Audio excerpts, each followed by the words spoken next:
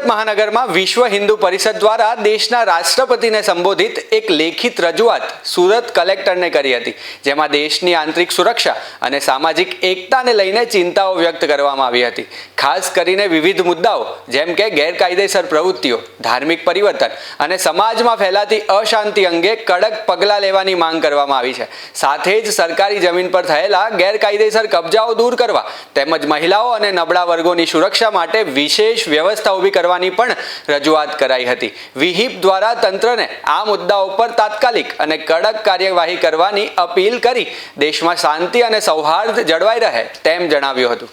विश्व हिंदू परिषद बजरंग दल सूरत महानगर माननीय राष्ट्रपति महोदय को सूरत कलेक्टर श्री के माध्यम से एक आवेदन पत्र देना है कि जिस प्रकार के जो पिछले दिनों नासिक में टीसीएस कंपनी में जो घटना हुई, हमारी हिंदू बहन बेटियों को जबरन लव जिहाद जैसी अवैध धर्मांतरण जैसी घटना ध्यान में आई, उनका विश्व हिंदू परिषद बजरंग दल सख्त विरोध करता है और